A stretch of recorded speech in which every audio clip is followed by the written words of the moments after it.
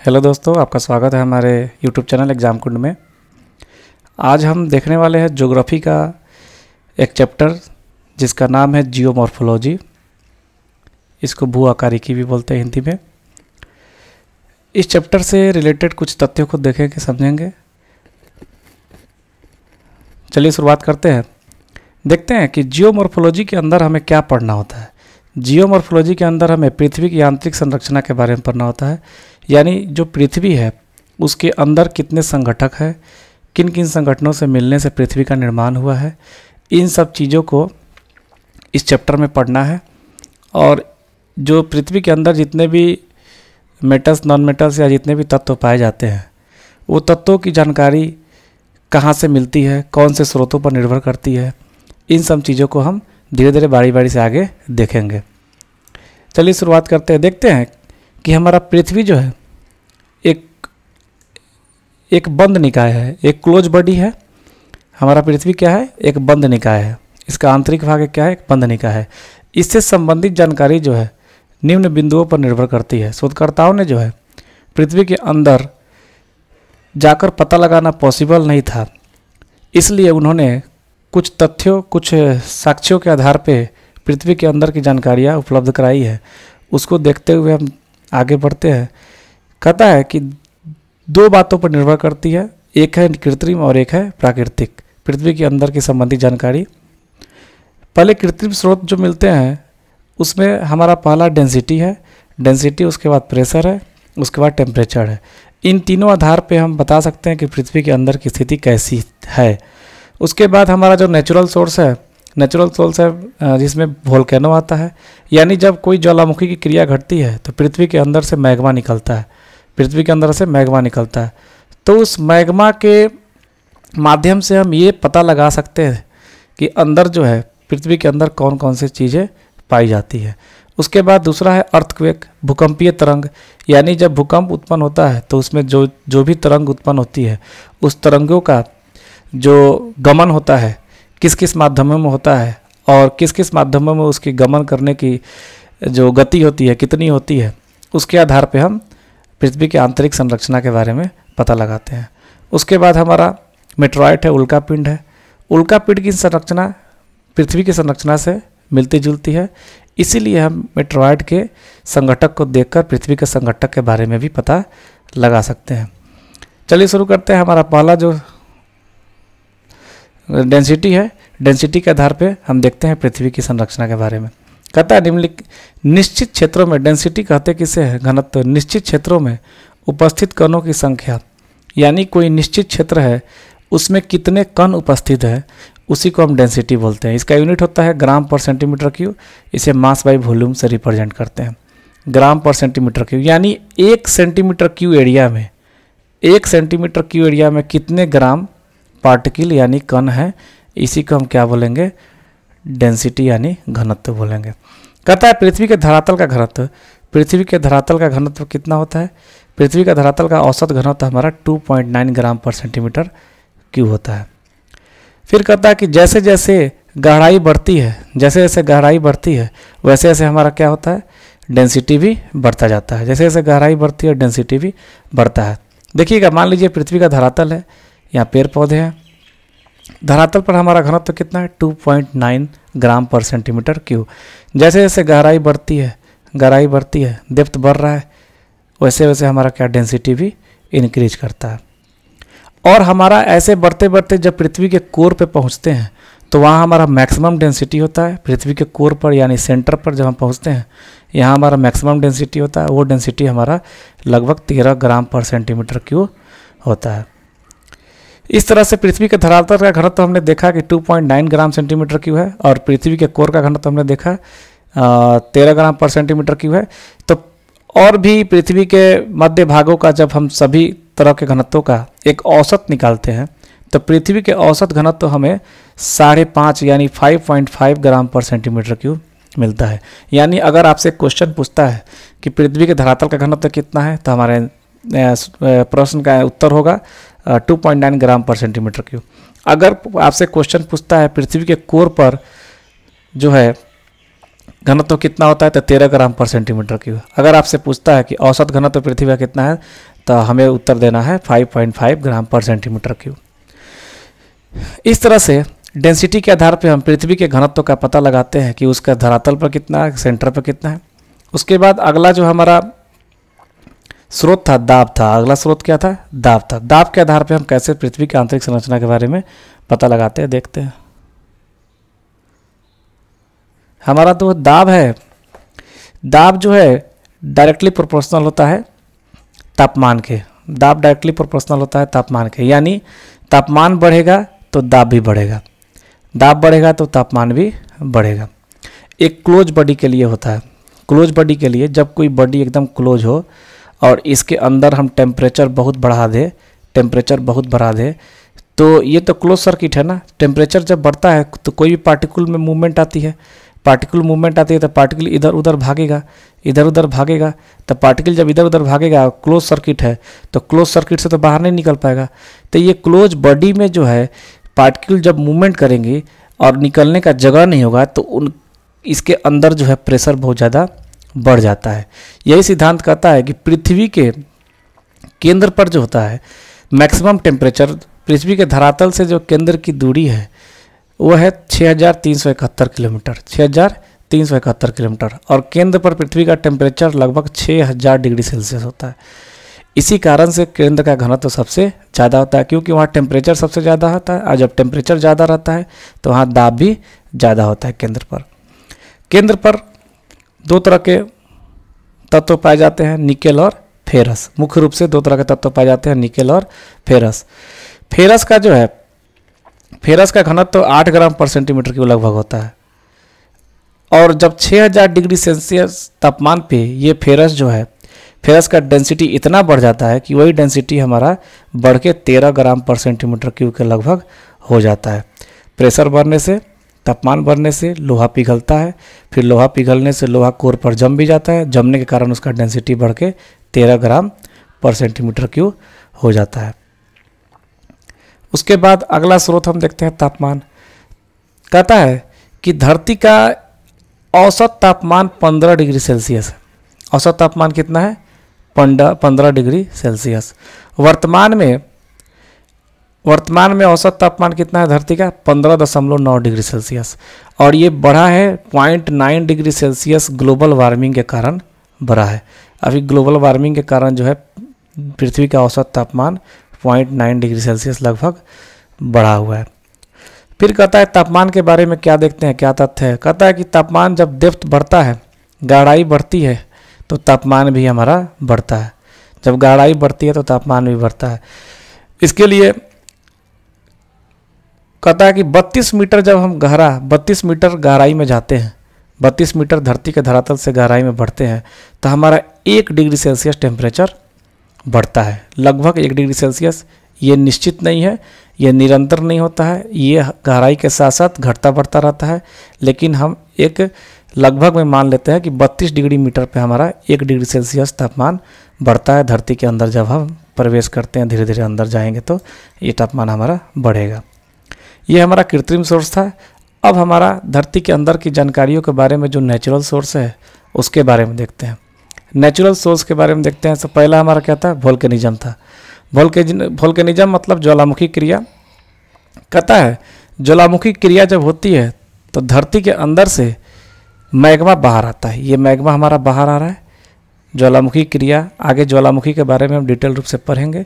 अभी सिर्फ इतना जानेंगे कि जब धरती के अंदर से मैग्मा धरातल पर आ जाता है तो उस मैग्मा को देखकर, इस मैग्मा को देखकर उस पर शोध करके हम पृथ्वी के संगठन के बारे में पता लगाते हैं कि आखिर ये जो मैग्मा धरती के अंदर से निकला है, ये धरती के अंदर से निकला है, तो इसके अंदर जो जो संगठक होंगे वही संगठक तो धरती के अंदर होंगे। इसलिए उसको देख के हम धरती के अंदर की तत्वों के बारे में, धरती के अंदर खनिजों के बारे में पता लगाते हैं।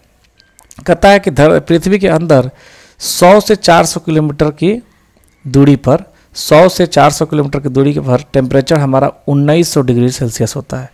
100 से 400 डिग्री के अंदर, धरती के अंदर 100 से 400 डिग्री के अंदर हमारा जो है टेम्परेचर लगभग 1900 डिग्री सेल्सियस होता है, जिस कारण से वहाँ उपस्थित सभी मेटल्स और मिनरल्स जो है इतने हाई टेम्परेचर पे क्या होते हैं, पिघल जाते हैं।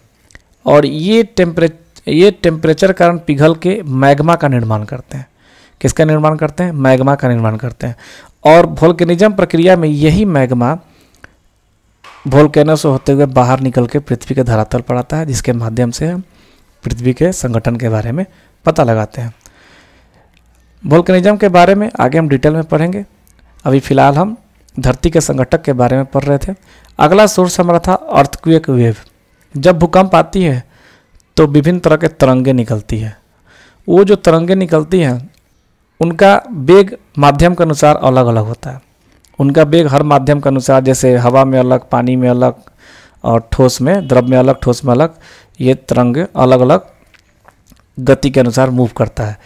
तो मुख्य रूप से जो भूकंप होता है तो उसमें 3 तरह की वेव निकलती है, L wave, S wave, P wave. P for primary wave, S for secondary wave और एल फॉर लॉन्ग वेव या लॉ वेव भी इसको बोलते हैं। ये तीनों वेव जो है, एल वेव हमारा सिर्फ धरातल पे गमन करता है, पी वेव जो है धरती के कोर से होकर गमन करता है, और एस वेव जो है ये धरती के कोर से ना होके ऐसे निकल के गमन करता है।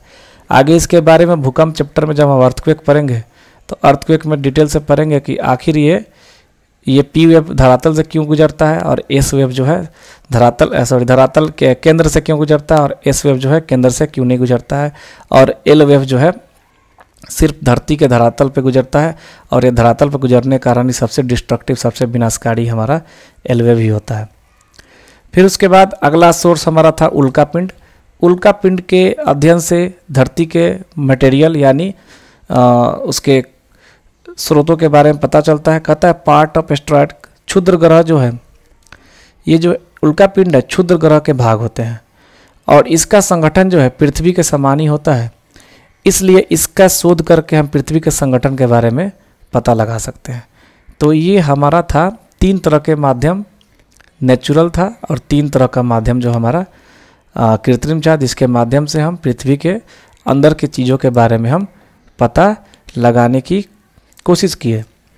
अब हम देखते हैं अगला टॉपिक हमारा है। अगला टॉपिक क्या कहता है देखते हैं। कहता है एक संस्था है international union of geodesy and geophysics. International union of geodesy and geophysics, इन्होंने अर्थ के अंदर जो है आंतरिक भाग को अच्छी तरह से समझने के लिए 3 भागों में अर्थ के आंतरिक भागों को बांट दिया। पहला भाग है भूपरपट्टी क्रस्ट, दूसरा भाग है मेंटल, तीसरा भाग है कोर यानी केंद्र। इन्होंने कहा कि जो हमारा भूपरपट्टी है, पृथ्वी का भूपरपट्टी जो है, ये 0 से, इसकी औसत गहराई जो है 0 से 30 किलोमीटर तक होती है। औसत गहराई कितनी होती है? 0 से 30 किलोमीटर। ये कहाँ होती है? ये महाद्वीपीय क्षेत्र में होती है। अगर यही पर्वतीय क्षेत्र में जाएंगे तो इसकी गहराई जो है लगभग 70 किलोमीटर की होती है। कितनी किलोमीटर की होती है? 70 किलोमीटर की है।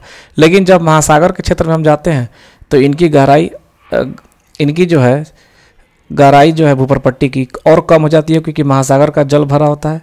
तो इनकी गहराई और कम होकर कितनी हो जाती है? 8 से 10 किलोमीटर हो जाता है। कहता है भूपरपट्टी जो है पूरे धरातल का 1% आयतन को भूपरपट्टी माना गया, जिसको हम सियाल नाम से भी रिप्रेजेंट करते हैं। और सियाल का मतलब होता है SI फॉर सिलिका और AL फॉर एल्युमिनियम।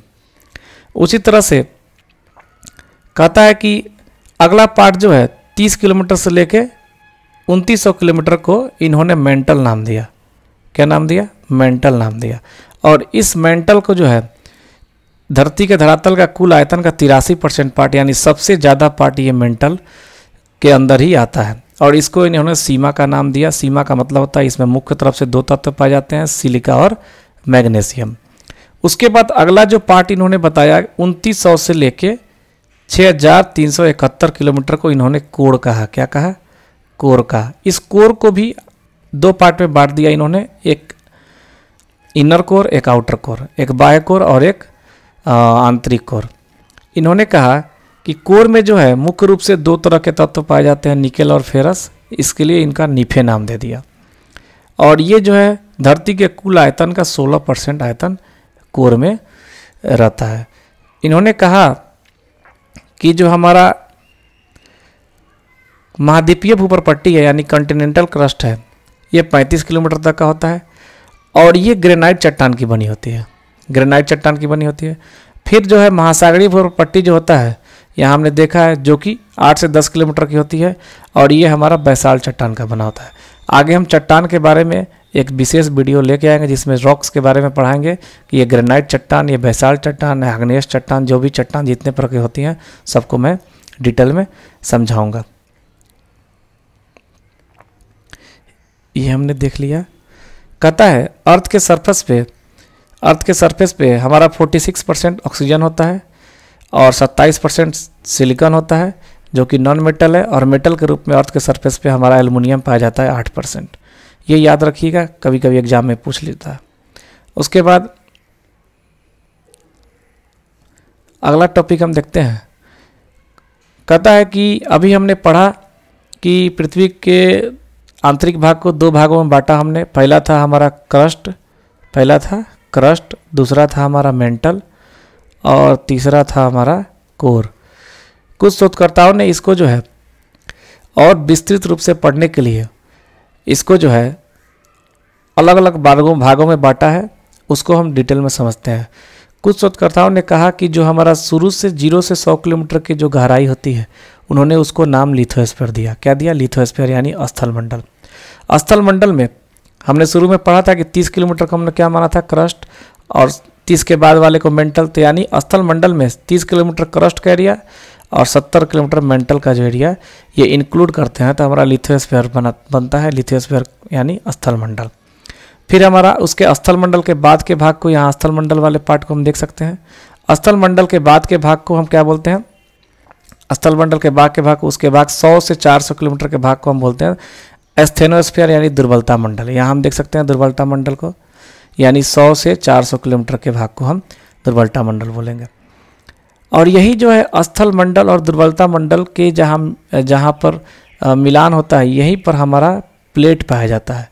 आगे हम प्लेट टेक्टोनिक थ्योरी पढ़ेंगे, उसमें हम बताएंगे प्लेटों का कैसे मूव करता है प्लेट, और इनके मूव करने से कैसे बड़े बड़े हिमालय जैसे पहाड़ों का निर्माण होता है, वो आगे हम पढ़ेंगे। इस वीडियो के लास्ट में भी हम थोड़ा सा एक विजुअल्स दिखाएंगे आप लोग को, कैसे हमारे महाद्वीपों का और महासागरों का निर्माण हुआ है। अब देखिए उसके बाद हमारा 100 से 400 किलोमीटर एस्थेनोस्फीयर दुर्बलता मंडल, जहाँ दुर्बलता मंडल में जो है उनका जो है रेडियोधर्मी पदार्थ पाए जाने के कारण उनका टेम्परेचर 1900 डिग्री सेल्सियस होता है, जिसके कारण वहाँ मैग्मा का निर्माण होता है। वहाँ के जो है खनिज लवण जो भी पाए जाते हैं, खनिज वगैरह, वो सब पिघल के मैग्मा का निर्माण करते हैं इतने ज़्यादा टेम्परेचर पे। फिर कहता है मेसोस्फीयर, यानी 400 से 2900 किलोमीटर का जो एरिया है उसको क्या माना है? मध्यमंडल यानी मेसोस्फीयर। उसके बाद कहता है उसके बाद वाला पार्ट है बैरोस्फीयर यानी बेरीमंडल, यानी इसके अंदर को ही बेरीमंडल कहा इन्होंने। अब हमने यहाँ बताया था ऊपर कि प्लेट्स जो है स्थल मंडल और दुर्बलता मंडल के सम्मिलित भाग को ही स्थल मंडल प्लेट्स बोलते हैं। प्लेट्स के बारे में आगे चर्चा करेंगे अगले चैप्टर में। अब एक टॉपिक विशेष रूप से एग्जाम्स में पूछा जाता है, बहुत ही इंपॉर्टेंट है, असंबंधता के बारे में, डिसकंटिन्यूटी के बारे में। ये जो हमने 5 पार्टों में बांटा था, लिथोस्फीयर, एस्थेनोस्फीयर, मेसोस्फीयर और 4 पार्टों में बैरोस्फीयर, इन चारों पार्टों के में बांटने का जो है आधार हमारा क्या था? डेंसिटी था। आधार क्या था? डेंसिटी था। डेंसिटी के आधार पे इन 4 पार्टों को शोधकर्ताओं ने बांटा था।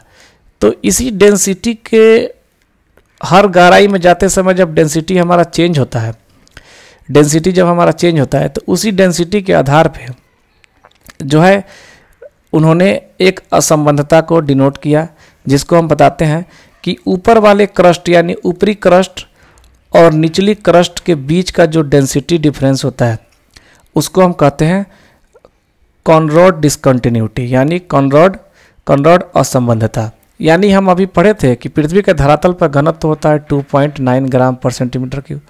तो उसी तरह से ये धरातल जो क्रस्ट है, क्रस्ट पे ऐसा नहीं है कि ये फिक्स है, ये हमारा औसत घनत्व था। हो सकता है कहीं घनत्व 2.8 हो, कहीं घनत्व 3 हो, 3 ग्राम पर सेंटीमीटर क्यूब। तो इन्होंने देखा कि ऊपरी क्रस्ट का घनत्व अलग है और निचली क्रस्ट का घनत्व अलग है। तो इस चीज़ को उन्होंने कॉनराड असंबद्धता से डिनोट किया। उसके बाद इसी तरह से सभी लेयर का अलग अलग उन्होंने डिनोट किया। उन्होंने कहा कि जो लोअर क्रस्ट है और ऊपर का मेंटल का पार्ट है, यानी जब क्रस्ट हमारा एंड करता है तो उसका जो लोअर पार्ट और जहाँ से हमारा मेंटल शुरू होता है वहाँ का अपर पार्ट, ये जो मिलता है इसको हम क्या बोलते हैं, मोह असमर्थता यानी मोह डिस्कंटिन्यूटी। उसके बाद कहता है कि रेपेटिव असमर्थता, अपर और लोअर मेंटल यानी मेंटल का ही यहाँ का डेंसिटी और यहाँ का डेंसिटी, ये दोनों डेंसिटी अलग अलग है। इस डिस्कंटिन्यूटी को उन्होंने रेपेटिव डिस्कंटिन्यूटी कहा। उसके बाद उन्होंने गुटेनबर्ग असमर्थता यानी इसको कहा लोअर मेंटल और अपर कोर का, यानी ये जो हमारा मेंटल के निचले भाग और जो कोर का ऊपरा भाग, यहाँ जो डिस्कंटिन्यूटी पाया गया डेंसिटी में, उसको इन्होंने गुटेनबर्ग डिस्कंटिन्यूटी कहा। उसके बाद जो है लेहमन डिस्कंटिन्यूटी, कोर में ही जो है यहाँ की जो है घनत्व और यहाँ का घनत्व, इस दोनों घनत्व में जो डिस्कंटिन्यूटी पाया गया इसको उन्होंने नाम दिया लेहमन डिस्कंटिन्यूटी। उसके बाद हमारा बहुत ही इंपॉर्टेंट टॉपिक एक है कॉन्टिनेंटल ड्रिफ्ट थ्योरी। ये आता है, देखिएगा कॉन्टिनेंटल ड्रिफ्ट थ्योरी क्या है, महाद्वीपीय विस्थापन सिद्धांत। कहता है कि हमारा ये महाद्वीप कैसे बना।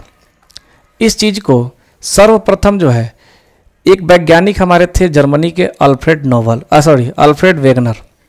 वेगनर जो साइंटिस्ट थे, इन्होंने 1912 ईस्वी में हमारे जो महाद्वीपों का निर्माण कैसे हुआ उन पर एक काल्पनिक थ्योरी दिया था। इन्होंने महाद्वीप जो है कैसे बने थे उन पर इन्होंने एक काल्पनिक थ्योरी दिया था। उस थ्योरी को हम देखते हैं और इस थ्योरी को बखूबी से समझने के लिए एक विजुअल वीडियो इफेक्ट भी हम देखेंगे कैसे महाद्वीपों का निर्माण हुआ है। कहता है कॉन्टिनेंट और ओशियन जो है पृथ्वी के कुल धरातल पर 29.2% हमारा क्या है, महाद्वीप है और 70.8% हमारा क्या है, महासागर है। ये हमारा जो वेगनर साहब थे, वेगनर साहब जिन्होंने महाद्वीपीय विस्थापन का सिद्धांत दिया था, इन्होंने पहले बताया था कि सभी महाद्वीप एक दूसरे से जुड़े हुए थे, जिसको इन्होंने पेंजिया नाम दिया था। यहाँ फिगर में आप देख सकते हैं ये हमारा अर्थ है और आज के डेट में जो हमारा अर्थ पे ऐसे जो यहाँ साउथ अमेरिका, यहाँ नॉर्थ अमेरिका, यहाँ जो है यूरोप है, यहाँ अफ्रीका है, यहाँ एशिया है, यहाँ जो है ऑस्ट्रेलिया है, यहाँ अंटार्कटिका है, यहाँ आर्कटिक जो है। तो ये जो है एक समय था जब ये सभी महाद्वीप जो है एक साथ जुड़े हुए थे। तो इन्होंने जो है जुड़े हुए पार्ट को उस समय जो महाद्वीपों का जो जुड़े हुए पार्ट थे उसको क्या नाम दिया, पेंजिया नाम दिया। क्या नाम दिया, पेंजिया। और पेंजिया के चारों ओर पानी से घिरा हुआ था। पेंजिया के चारों ओर क्या था, ये सब पानी था। तो पानी वाले पार्ट को इन्होंने पेंथालासा नाम दिया। क्या नाम दिया, पेंथालासा। उन्होंने दूसरी बार जो थ्योरी दी उसमें उन्होंने कहा कि इस पेंजिया पर 3 तरह के फोर्स जो है अप्लाइड हुए थे, 3 तरह के फोर्स लगे होंगे, जिसके कारण इस जो है पेंजिया जो है टूटकर अलग अलग महाद्वीपों का निर्माण किया। ये सब काल्पनिक थ्योरी है, हाइपोथेटिकल है। इसके बारे में जिस साक्ष्य पर उन्होंने बताया था उस साक्ष्य का भी आगे हम चर्चा करेंगे। कहता है उन्होंने कहा था कि गुरुत्वाकर्षण बल जो कि मास के कारण धरती के मास के कारण नॉर्थ में और इधर साउथ में खिंचाव उत्पन्न करता है, इसको हम गुरुत्वाकर्षण बल कहते हैं। फिर उन्होंने कहा कि दूसरा जो है उत्प्लावन बल, ये उत्प्लावन बल पानी के कारण होता है। जब भी देखिएगा उत्प्लावन बल के कारण ही पानी में जो है नाव तैरता है। उत्प्लावन बल के बारे में आपको पता होगा, नहीं पता होगा तो कभी डिटेल में बताएंगे। फिर उन्होंने कहा तीसरा फोर्स उन्होंने क्या बताया, टाइडल फोर्स, ज्वारीय बल। ये सूर्य और चंद्रमा के गुरुत्वाकर्षण बल के कारण धरती पर पूरब और पश्चिम दिशा में लगता है। ये हमारा टाइडल फोर्स है, इस दिशा में और इस दिशा में। इस पेंजिया को खींचा होगा, इस खिंचाव के कारण ये पेंजिया जो है 2 भागों में टूटा है। पेंजिया कितने भागों में टूटा, 2 भागों में टूटा। पहला भाग को ऊपर वाले भाग को हम क्या बोलते हैं, अंगारा लैंड, और नीचे वाले भाग को बोलते हैं हम, ये 2 भाग में टूटा, पहला भाग और दूसरा भाग। नीचे वाले भाग को गोंडवाना लैंड। ये हमारा अंगारा लैंड है और बीच में जो है बीच वाले पानी वाले पार्ट को उन्होंने टेथिस सागर नाम दिया था। यही पेंजिया जो है दो भागों में टूटा था, गोंडवाना लैंड और अंगारा लैंड। इसी अंगारा लैंड यानी उत्तरी भाग को बाद में टूटने से नॉर्थ अमेरिका, यूरोप कॉन्टिनेंट और एशिया कॉन्टिनेंट का निर्माण हुआ था। और बाद में दूसरा जो पार्ट था हमारा दक्षिणी पेंजिया का दक्षिणी पार्ट था, इसके टूटने से हमारा साउथ अमेरिका, अफ्रीका, ऑस्ट्रेलिया और अंटार्कटिका कॉन्टिनेंट का निर्माण हुआ था।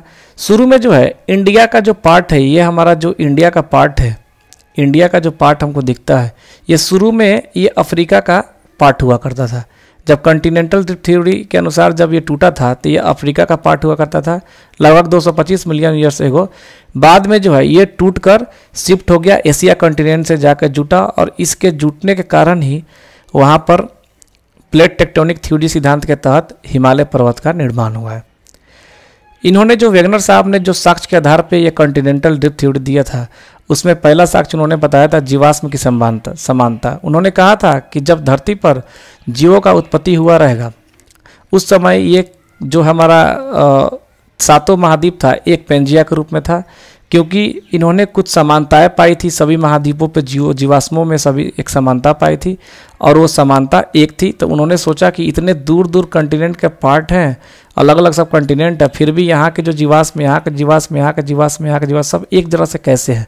इसी आधार पर उन्होंने बताया कि ये हो सकता है एक समय होगा जब ये पेंजिया के रूप में सब जुड़े होंगे और उन पर 3 तरह के बल लगे होंगे और तीनों बल के कारण इनका टूटाव होकर 7 महाद्वीप बने होंगे। फिर उन्होंने दूसरा साक्ष्य था चट्टानों की आयु और वनस्पति में समानता देखा, इसके आधार पर उन्होंने बताया था। लेकिन इनका जो सिद्धांत था उसमें कुछ कमियां थी, कुछ लिमिटेशंस है। लिमिटेशन ये थे कि जो बल पेंजिया पर लगे थे वो इतने शक्तिशाली नहीं थे कि उसे तोड़ सके। सही बात है, ग्रेविटेशनल फोर्स के कारण इतना बड़ा महाद्वीप टूट जाए ये तो लॉजिकल बात नहीं थे। उसके बाद इन्होंने अटलांटिक महासागर के विस्तार के बारे में चर्चा नहीं किया। प्रशांत महासागर आज के डेट में ये बढ़ रहा है और ये सिकुड़ रहा है, उसका भी चर्चा इन्होंने नहीं किया। हिमालय बना कैसे, इसका भी चर्चा इन्होंने नहीं किया। इसलिए इस थ्योरी का ये कमियां थी। और इसके बाद हम थोड़ा सा ये जो हमारा कॉन्टिनेंटल थ्योरी है इस पर एक विजुअल्स देख लेते हैं। इस वीडियो विजुअल्स को देखेंगे तो हमारा कंसेप्ट और क्लियर हो जाएगा। और आज का क्लास इतना ही। विजुअल्स के बाद 20 करोड़ साल पहले हमारी धरती पर आज के दिखने वाले डिवाइडेड कॉन्टिनेंट्स नहीं थे। उस वक्त सिर्फ एक सुपर कॉन्टिनेंट या महाखंड हुआ करता था जिसे नाम दिया गया पेंजिया, और इसके चारों ओर सिर्फ एक महासागर था जिसका नाम था पैथालासा। और आज के सारे खंड इसी महाखंड पेंजिया में से विखंडित होके बने हैं।